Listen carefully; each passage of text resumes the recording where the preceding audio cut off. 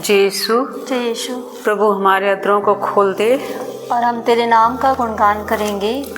स्तोत्र ग्रंथ 57 पद संख्या 2 में प्रभु का वचन कहता है, मुझ पर दया कर ईश्वर, मुझ पर दया कर, मैं तेरी शरण आया हूँ। जब तक संकट ना टले मैं तेरे पंखों की छाया में रहूँगा। प्यारे भाइयों और बहनों, हमारे जीवन में जब जब भी दुख, संकट, परेशानियाँ आती हैं, हम संसार में उधर उधर दौड़ते तो हैं, लेकिन हमें कहीं से राहत नहीं मिलती। और अंत में जब हम प्रभु के चरणों में आते हैं तो हमें शांति का अनुभव होता है। हमारा संकट हमारे हृदयों से, हमारे शरीरों से, हमारे परिवारों से दूर जाता हुआ दिखता है। तो आइए इस समय हम सब मिलकर प्रभु के चरणों में आएं और प्रभु के चरणों में बैठकर अपने पापों का सच्चा पश्चाताप करें और प्रभु से विनती करें कि हम पर दया करें, क्योंकि तू दयालु ईश्वर है। हम प्रभु के चरणों में आएं और प्रभु से विनती करते हुए इस समय प्रार्थना वंदना में भाग लें।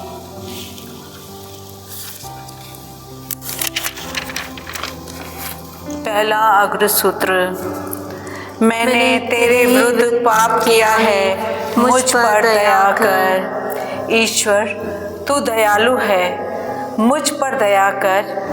तू दया सागर है, मेरा अपराध क्षमा कर, मेरी दुष्टता पूर्ण रूप से धो डाल, मुझ पापी को शुद्ध कर। मैं अपना अपराध स्वीकार करता हूँ, मेरा पाप निरंतर मेरे सामने है। मैंने तेरे विरुद्ध पाप किया है, मैंने वही किया जो तेरी दृष्टि में बुरा है। इसलिए तेरा निर्णय सही और तेरी दंड आज्ञा न्याय संगत है। मैं तो जन्म से ही अपराधी, अपनी माता के गर्भ से पापी हूँ। तो हृदय की सच्चाई से प्रसन्न होता है, मेरे अंतःकरण को ज्ञान की बातें सिखा। मुझ पर जूफा से जल छिड़क दे और मैं शुद्ध हो जाऊंगा। मुझे धो डाल और मैं हिम से भी अधिक स्वच्छ हो जाऊंगा। मुझे आनंद और उल्लास का संदेश सुना और तुझसे रौंदी हुई हड्डियां फिर उठेंगी।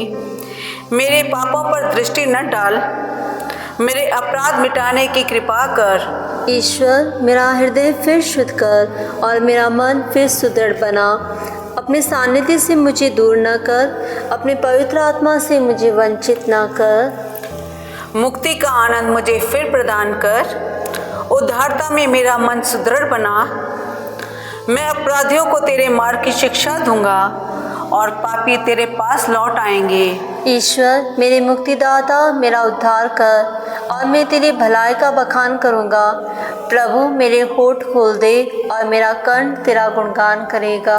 तो बलिदान से प्रसन्न नहीं होता, यदि मैं होम चढ़ाता तो तू उसे स्वीकार करता। मेरा पश्चाताप ही मेरा बलिदान होगा, तू पश्चातापी दीनहीन हृदय का तिरस्कार नहीं करेगा।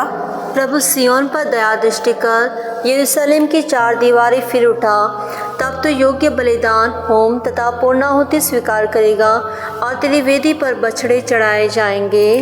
पिता, पुत्र और पवित्र आत्मा की महिमा हो, जैसे कि वो आदि में थी, अब अनंत काल तक सदा रहेगी। आमीन। मैंने तेरे ही विरुद्ध पाप किया है, मुझ पर दया कर। दूसरा अग्रसूत्र, हम अपना दोष स्वीकार करते हैं, क्योंकि हमने तेरे विरुद्ध पाप किया है। मैं दिन रात आंसू बहाता रहता हूँ, क्योंकि मेरी पुत्री विपत्ति की मारी है। मेरी प्रजा घोर संकट में पड़ी हुई है। यदि मैं खेतों की ओर जाता हूँ तो तलवार से मारे हुए लोगों को देखता हूँ, और यदि नगर में आता हूँ तो उन्हें भूख से मरते हुए देखता हूँ। नबी और याचक भी भीख मांगते देश में मारे मारे फिरते हैं। क्या तूने यहूदा को त्याग दिया? क्या तुझे सिय्योन से घृणा हो गई है? तूने मुझे क्यों इस प्रकार मारा है कि उपचार अब असंभव हो गया है? हम शांति की राह देखते रहे, किंतु वह मिली नहीं। हम कल्याण की प्रतीक्षा करते रहे, किंतु आतंक बना रहा। प्रभु, हम अपनी दुष्टता और अपने पूर्वजों का अपराध स्वीकार करते हैं। हमने तेरे विरुद्ध पाप किया है, अपने नाम के कारण हमें न ठुकरा, अपने महिमामय सिंहासन का अपमान न होने दे। हमारे लिए अपने विधान को न बुला, उसे भंग न कर। पिता पुत्र पवित्र आत्मा की महिमा हो, जैसे वह आदि में थी, अब और अनंत काल तक सदा रहेगी। आमीन। आमीन। हम अपना दोष स्वीकार करते हैं, क्योंकि हमने तेरे विरुद्ध पाप किया है। तीसरा अग्र सूत्र। प्रभु ही ईश्वर है, हम उसकी प्रजा, उसके चरागाह की भेड़ें। समस्त पृथ्वी प्रभु की स्तुति करो, आनंद के साथ प्रभु की सेवा करो, उल्लास के गीत गाते हुए उसके सामने उपस्थित हो जाओ। यह जान लो कि प्रभु ही ईश्वर है, उसी ने हमें बनाया है, हम उसी के हैं, हम उसकी प्रजा, उसकी चरागाह की भेड़ें हैं।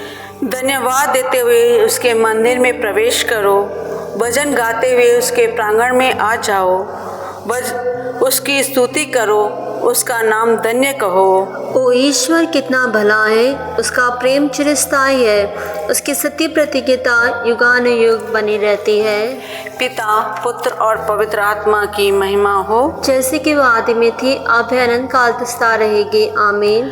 प्रभु ही ईश्वर है, हम हैं उसकी प्रजा, उसके चरागाह की भेड़ें। धर्म ग्रंथ पाठ। उसने दुख सहकर जिन लोगों का अधर्म अपने ऊपर लिया था, वह उनके पापों से मुक्त करेगा। इसलिए मैं उसका भाग महान लोगों के बीच बांटूंगा और वह शक्तिशाली राजाओं के साथ लूट का माल बांटेगा, क्योंकि उसने बहुतों के अपराध अपने ऊपर लेते हुए तथा पापियों के लिए प्रार्थना करते हुए अपने को बलि चढ़ा लिया और उसकी गिनती कुकर्मियों में हुई।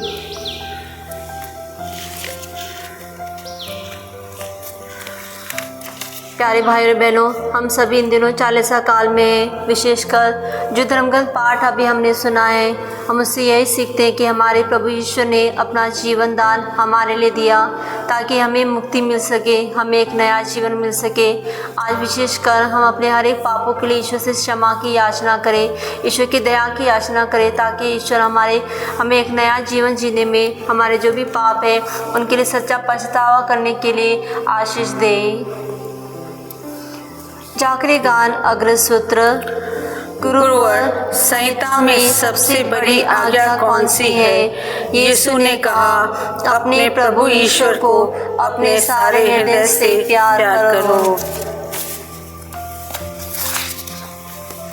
धन्य है प्रभु इस्राएल का ईश्वर, उसने अपनी प्रजा की सुध ली है और उसका उद्धार किया है। उसने अपने दास दाऊद के वंश में हमारे लिए एक शक्तिशाली मुक्तिदाता उत्पन्न किया है। वह अपने पवित्र नबियों के मुख से प्राचीन काल से कहता आया है कि वह शत्रुओं और सब बैरियों के हाथ से हमें छुड़ाएगा और अपने पवित्र विधान को स्मरण कर हमारे पूर्वजों पर दया करेगा। उसने शपथ खाकर हमारे पिता इब्राहिम से कहा था कि वह हमको शत्रुओं के हाथ से मुक्त करेगा, जिससे हम निर्भयता, पवित्रता और धार्मिकता से जीवन भर उसके सम्मुख उसकी सेवा कर सके।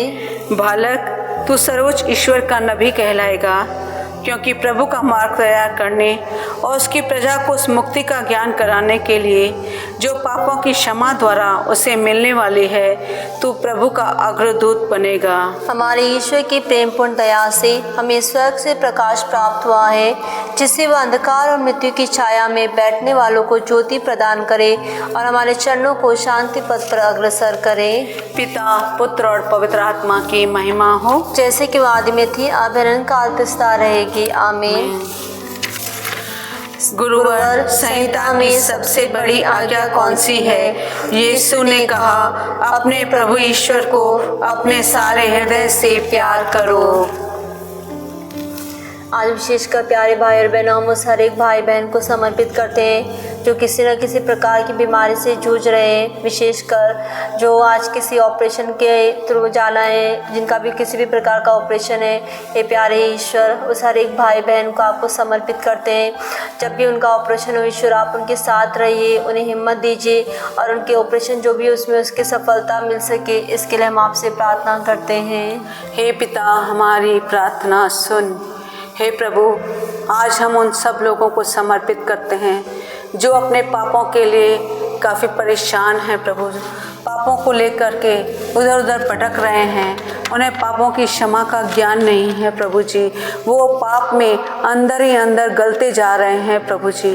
प्रभु आज उन सबको ऐसी कृपा दीजिए कि वो पापों का सच्चा पश्चाताप कर सकें प्रभु जी, और उन्हें पापों का पश्चाताप करते हुए पापों की क्षमा मिल जाए प्रभु, आपका कृपा उन्हें मिल जाए प्रभु। इस सब के लिए हम आपसे निवेदन करते हैं। हे पिता, हमारी प्रार्थना सुन। हम हमारे सभी निवेदनों को ईश्वर को चढ़ाते हुए ईश्वर के द्वारा सिखाई हुई प्रार्थना को एक साथ बोले। हे हमारे पिता जो स्वर्ग में है, तेरा नाम पवित्र माना जाए, तेरा राज्य आवे, तेरी इच्छा जैसे स्वर्ग में वैसे पृथ्वी पर भी पूरी हो।